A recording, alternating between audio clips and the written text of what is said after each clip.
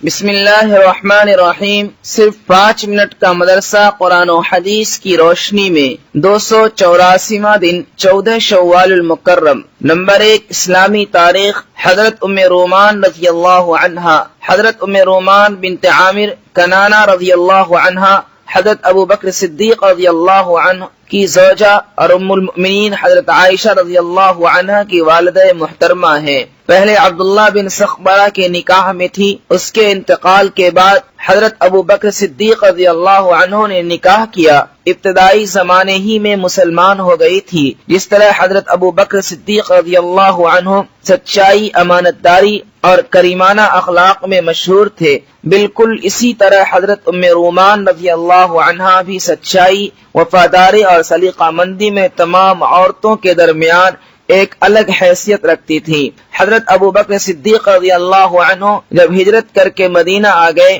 تو آپ کے پورے اہل خانہ اور بچوں کو حضرت ام رومان رضی اللہ عنہ نے بڑی حوصلہ مندی سے سنبھالا، اور جب مدینہ سے حضرت زید بن حارثہ اور ابو رافع چند عورتوں کو لانے کے لیے مکہ پہنچے تو ام رومان رضی اللہ عنہا بھی حضرت عائشہ اور حضرت اسماء رضی اللہ عنہما کو لے کر ان کے ساتھ مدینہ ہجرت کر گئی۔ سن 9 ہجری یا اس کے بعد ان کا انتقال ہوا۔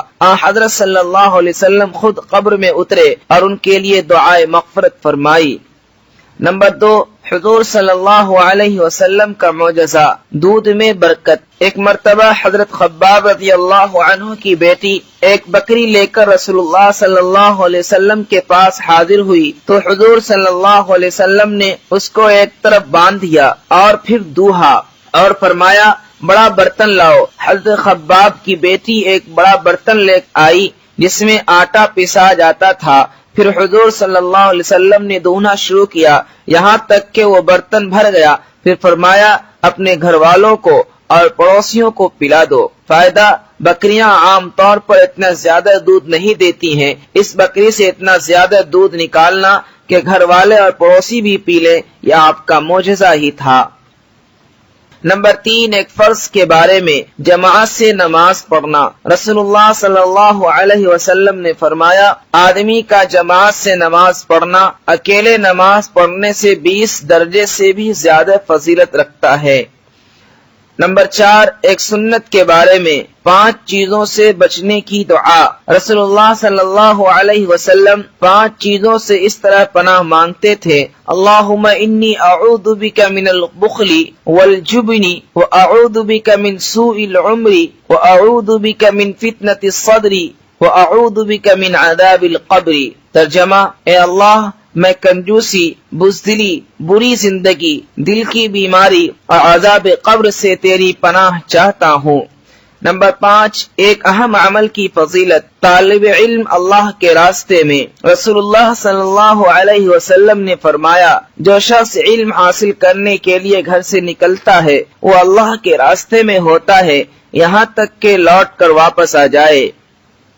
نمبر 6، ایک گناہ کے بارے میں، جھوٹے خداؤں کی بے بسی۔ قرآن میں اللہ تعالیٰ فرماتا ہے جس کو تم اللہ کے سوا پکارتے ہو وہ کھجور کی گٹلی کے ایک چھلکے کا بھی اختیار نہیں رکھتے، اگر تم ان کو پکارو بھی تو وہ تمہاری پکار سن بھی نہیں سکتے، اگر بالفرض سن بھی لیں تو تمہاری ضرورت پوری نہ کر سکیں گے اور قیامت کے دن تمہارے شرک کی مخالفت و انکار کریں گے۔ نمبر 7، دنیا کے بارے میں، دنیا کی چیزوں میں غور و فکر کرنا۔ قرآن میں اللہ تعالیٰ فرماتا ہے اسی بارش کے پانی کے ذریعے اللہ تعالیٰ تمہارے لیے کھیتی، زیتون، کھجور، انگور اور ہر قسم کے پھل اگاتا ہے، یقیناً ان چیزوں میں غور و فکر کرنے والوں کے لیے بڑی نشانیاں ہیں۔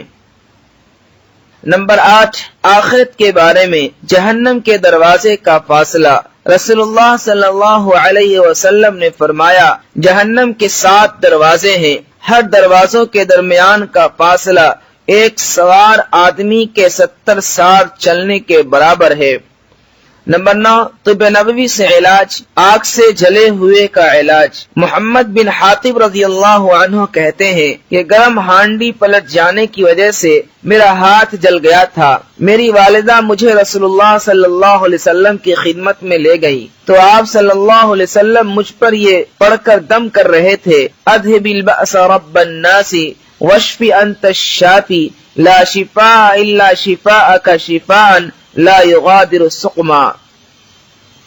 نمبر 10 نبی صلی اللہ علیہ وسلم کی نصیحت۔ رسول اللہ صلی اللہ علیہ وسلم نے ایک آدمی سے فرمایا، اگر تم اپنے دل کی نرمی چاہتے ہو تو یتیم کے سر پر ہاتھ پھیرا کرو اور مسکین کو کھانا کھلایا